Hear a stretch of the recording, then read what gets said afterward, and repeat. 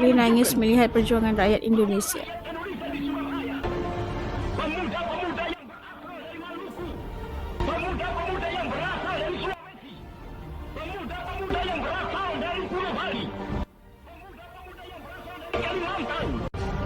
Telah menunjukkan satu pertahanan yang tidak bisa dijebol. Telah menunjukkan satu kekuatan sehingga This is very emotional, you know. Yeah, even though I'm not Indonesian, I feel very proud after Yeah. watching this video. I feel very sad. I was about to cry at the Yeah. Sukarno led guerrilla forces and militias in a determined fight. By 1949, the Dutch gave up, but not without seeking to exploit Indonesians one last time. They demanded 6.3 billion Dutch guilders, approximately $23 billion today. Yet Indonesia stands, stronger, resilient, a nation that fought, suffered, paid a hefty price for its freedom, and rose. I'm glad we got to learn more about Indonesia and their independence.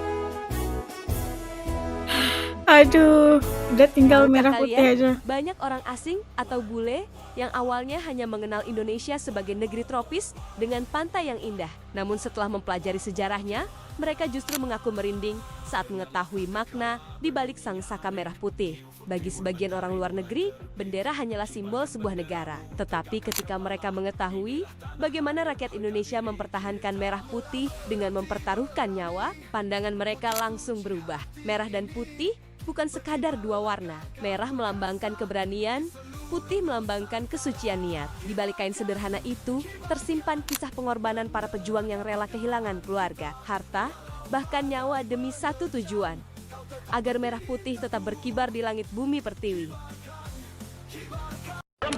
dalam pertempuran yang lampau, kita sekalian telah menunjukkan bahwa rakyat Indonesia di Surabaya, pemuda-pemuda yang Ini original klipnya ya? pemuda yang berasal dari Sulawesi, pemuda-pemuda yang berasal dari Pulau Bali, pemuda-pemuda yang berasal dari Kalimantan, telah menunjukkan satu pertahanan yang tidak bisa dijebol.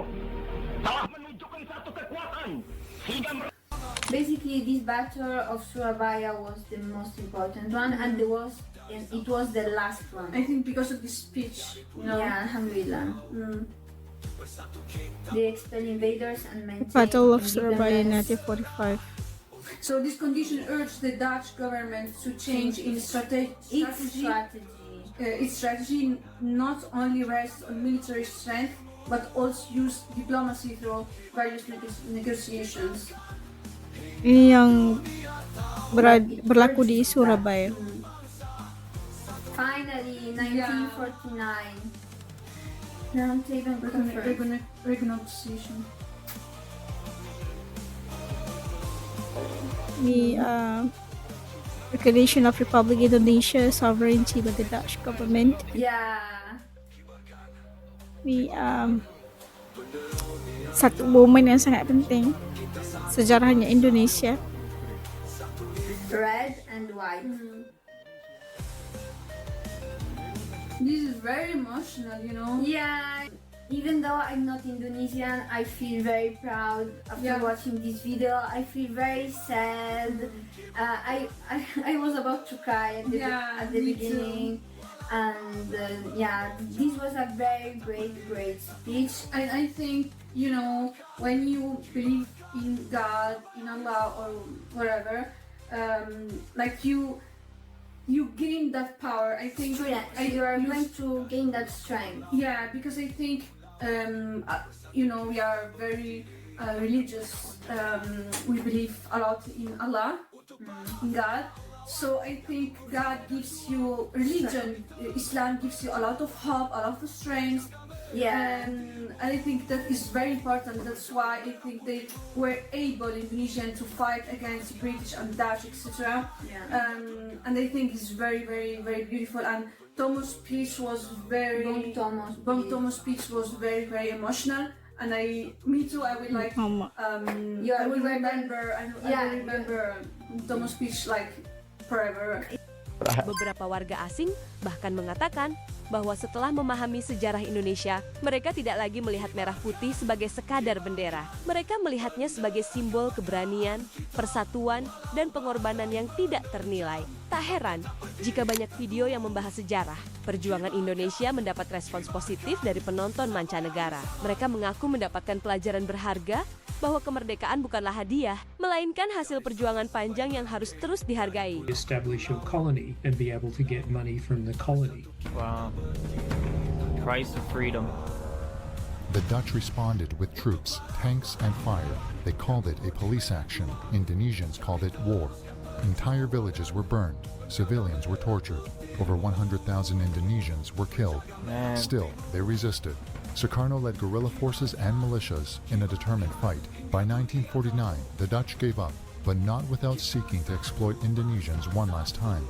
They demanded 6.3 billion Dutch guilders, approximately $23 billion today, even charging Indonesia for the war itself. Yes, they billed their former colony You yang for the datang, bullets used you yang against claim them. pula. An Ish. outraged Sukarno refused. That's when the US and UN intervened not for the sake of justice, but to avoid another long Cold War front. A deal was struck. The bill was cut to 4.3 billion Dutch guilders, approximately $15 billion today. Real reparations were made. Yet Indonesia stands, stronger, resilient.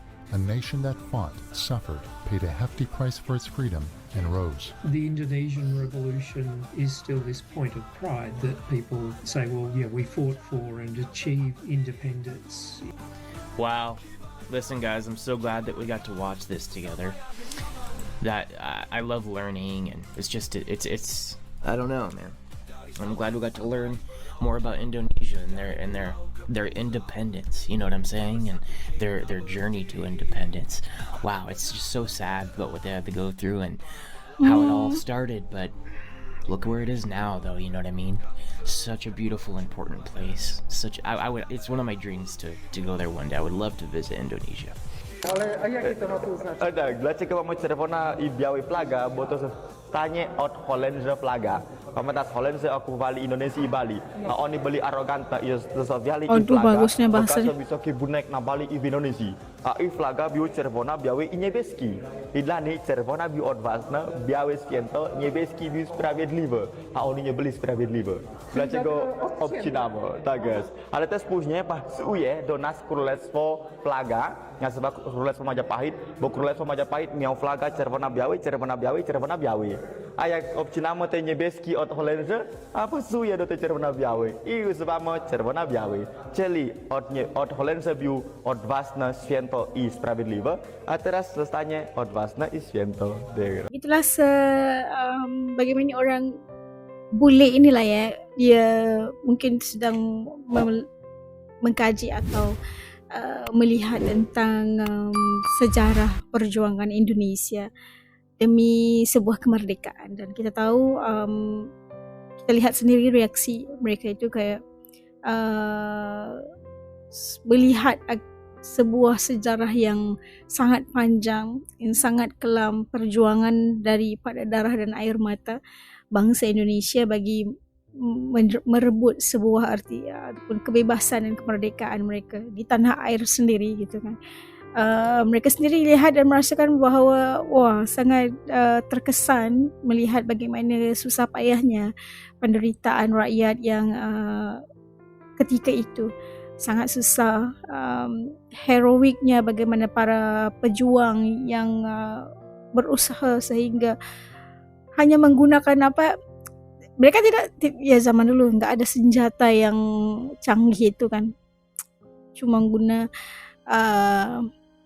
keris, bulu runcing, sampai kita lihat bagaimana berlakunya perobekan bendera. Itu adalah satu momen di mana perobekan bendera Belanda itu warna birunya itu dicabut kan, dan tinggalkan merah putih aja. Itu sesuatu yang sangat emosional dan begitu sulit sebenarnya untuk mendapatkan kemerdekaan.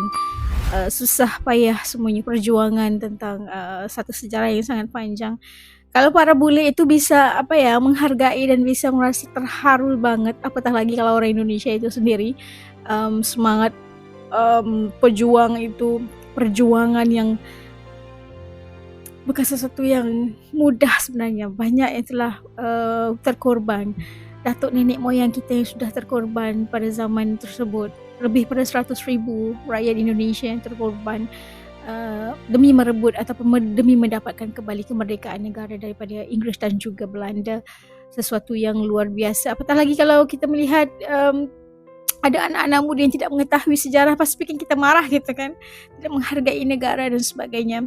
Dan ini sesuatu yang sangat kita perlu highlightkan setiap hari, ingatkan anak-anak muda setiap negara punya cerita tentang kemerdekaan, dan pastinya untuk menuntut kemerdekaan bagi sesebuah negara itu tidak mudah, pasti akan menyebabkan berlakunya bukan hanya pengorbanan jiwa, pengorbanan harta, pengorbanan air mata dan sebagainya, kehilangan saudara, kehilangan keluarga, kehilangan harta benda dan sebagainya, sesuatu yang sangat tragis gitu.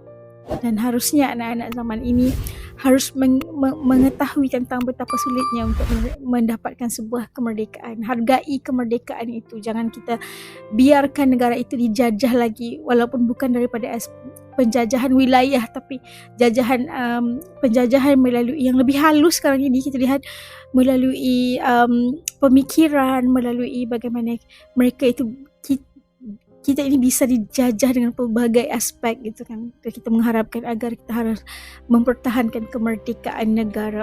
Masya Allah. Dan ya, kalau menurut teman-teman aspek gimana kan perasaannya setelah melihat bagaimana perjuangan dan juga semangatnya untuk menuntut kemerdekaan. Sesuatu yang sangat-sangat emosi pastinya. Kita komen di bawah untuk sebarang komentar, dan kita hadirkan Al-Fatihah juga buat para pejuang-pejuang kita yang telah pun terkorban semasa mereka bersusah payah untuk mendapatkan kemerdekaan, dan nikmat yang kita nikmati dan hari ini adalah hasil daripada pengorbanan nenek moyang kita yang bertungkus lumus untuk mendapatkan kemerdekaan negara. Fatihah buat mereka, semoga ditempatkan di kalangan orang-orang yang beriman yang janjikan syurga kekal insya-Allah. Assalamualaikum, jaga diri.